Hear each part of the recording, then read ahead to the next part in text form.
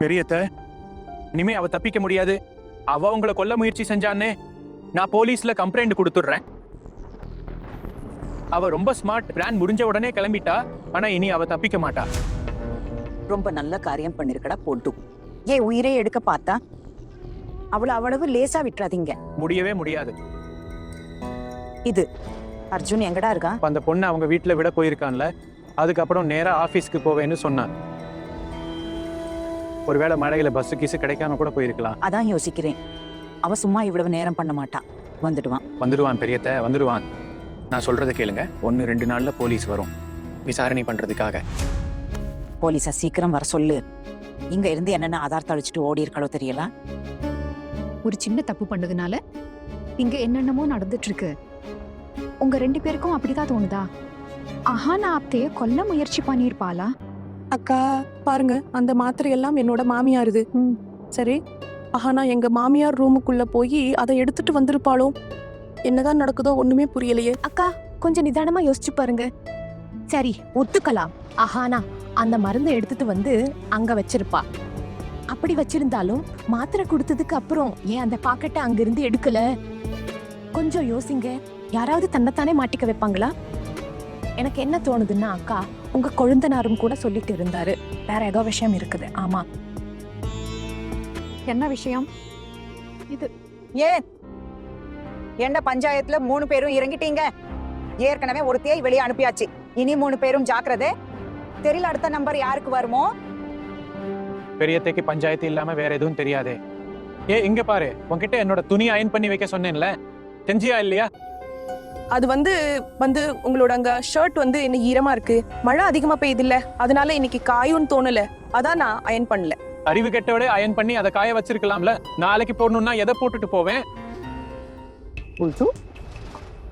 என்ன பேச்சு பேசுறப்பா? இவ்வளவு ஈரமான ஷர்ட்டை அயன் பண்ணி காய வச்சா கரண்ட் பில் எவ்வளவு வரும்னு தெரியுமா? ஜாக்கிரதை, இனிமே இப்படி பேசாத. நாளைக்கு வெயில் வந்தா காய வைக்கலாம். பெரியத்த, நாளைக்கு வெயில் வரலனா? வெயில் வரலன்னா வரலன்னு தான் அர்த்தம். இன்னைக்கு போட்டு அதே சட்டையை நாளைக்கு போட்டுட்டு போ. என்ன ஆகிட போகுது? இதனாலதான் நான் வீட்டுல ஒவ்வொரு விஷயத்தையும் கவனிக்க வேண்டியதா இருக்கு. இல்லனா இந்த குடும்பம் எப்படி நடக்கும்னு தெரியல. ஏய் பெரியவளே, சொல்லுங்க அத்தை. இந்த மாசம் சாப்பாட்டு எண்ணெய்க்கு நீ கொடுத்த கணக்கு ஒவ்வொரு மாதமும் 1.5 லிட்டர் தான் ஆகும். 1.5 லிட்டருக்கு பதிலா 2.5 லிட்டர் செலவா இருக்கு. அப்படி என்னதான் பண்ணீங்க நீங்க? அத்தை, இந்த மாசம் கொழுந்தனார் கல்யாணத்துக்கு வீட்டுல விருந்தாளிக இருந்தாங்கல்ல, அவ்வளவு பேர் இருந்தும் நான் ரொம்ப சிக்கனமா தான் செலவு பண்ணிருக்கேன். நீ இதுல எல்லாம் தலையிட வேண்டிய அவசியம் இல்ல. அம்மா, நான் உங்க நன்மைக்காகத்தான் இதெல்லாம் பேசினேன். எனக்கு என்ன நல்லது என்ன கெட்டதுன்னு நீ கவலைப்பட தேவையில்லை ஹானா. அதை நான் சமாளிச்சுக்கிறேன். தங்கி, நீ அஹானா பேச்ச மனசுல வச்சிக்காத. உங்களை தனக்கானவர்னு நினைக்கிறா. அதனாலதான் உங்க முன்னாடியே இவ்ளோ பேசிட்டான்.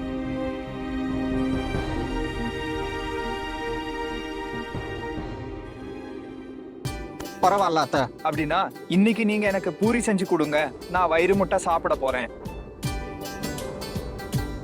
அதுக்காக எவ்வளவு பணம் செலவானாலும் பரவாயில்ல. இன்னைக்கு உங்க கைப்பட செஞ்ச பூரி உருளைக்கிழங்கு சாப்பிட்டுட்டு தான் படுப்பேன். இத கேட்ட பிறகுதான் எனக்கு நிம்மதியா இருக்குது. தம்பி, நீதான் என்னோட ஒரே மாப்பிள்ளை. இன்னைக்கு அஹனாவோட அப்பா இருந்திருந்தா உன்னை பார்த்து ரொம்ப ரொம்ப சந்தோஷமா இருந்திருப்பாரு. எங்க நிலைமை முன்னெல்லாம் இப்படி இல்ல. அஹானா எங்களோட ஒரே ஒரு பொண்ணு. அவளை ரொம்ப ரொம்ப செல்லமா வளர்த்தோம். எப்பவுமே அவளுக்கு எதுலயும் எந்த குறையும் இல்லாம பாத்துக்கிட்டோம். ஆனா கடவுள் கணக்குல வேற ஏதோ இருந்திருக்கு.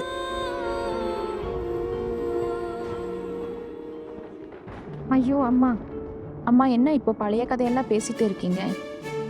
காலம் யாருக்காகவும் காத்திருக்காது அம்மா, அது மாறிட்டே இருக்கும்.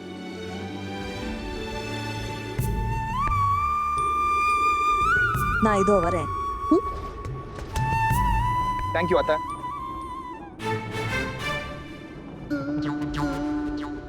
உங்களுக்கு நான் இந்த வீட்டுல தங்குறது ஏதாவது பிரச்சனையா? ஆமா ஆமா. ஏன்? அதை நீங்களே இன்னைக்கு யோசிச்சு பாருங்க. நீங்க என்ன இங்க என் பிறந்த வீட்டுல விடணும்னு வந்தீங்க. இப்ப நாம எந்த சொந்தமும் இல்லை. இனி டைவர்ஸ் ஆகிறது ஒண்ணுதான் பாக்கி இருக்கு. அப்படின்னா நீங்களே யோசிங்க, எந்த உரிமையில நீங்க எங்க வீட்டுல தங்கணும்னு நினைக்கிறீங்க?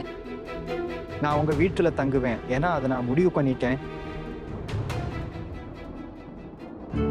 அப்புறம் நீ என்ன நினைக்கிற? இவ்வளவு வேகமான காத்து மழையில நான் வீட்டுக்கு திரும்பி போகணுமா? ஓகே, மழை வந்து நிக்கட்டும், அப்புறம் நீங்க கிளம்புங்க. நீங்க எங்க தங்குனீங்கன்னா உங்க வீட்டுல இருக்கிறவங்க பெரிய ரகலையே பண்ணிடுவாங்க.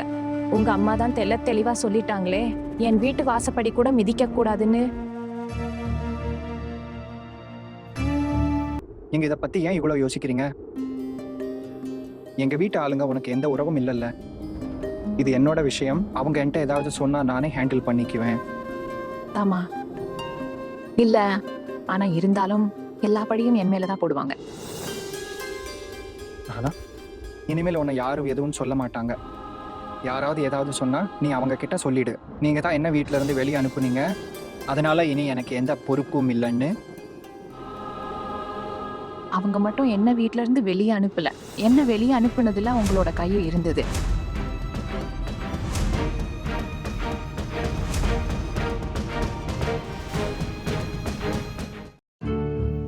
எந்த மனைவிய நீங்க உங்க வாழ்க்கையில இருந்து வெளியே அனுப்புறீங்களோ, இப்போ அவ வீட்லயே தங்குறதுல என்ன அர்த்தம் இருக்கு? எந்த உரிமையில நீங்க தங்க ஆசைப்படுறீங்க? அப்புறம் வந்து நமக்குள்ள நடக்கிற விஷயம் அம்மாவுக்கு தெரியாது. அப்போ அவங்க நமக்கு ஒன்னா தானே படுக்க போடுவாங்க.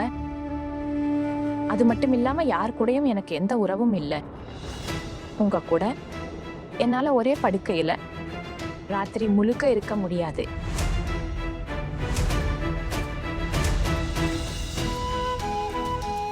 ஆனா நான் நம்ம 2 பேருக்குள்ளேயும் உறவை முடிஞ்சிச்சுன்னு சொன்னேனா?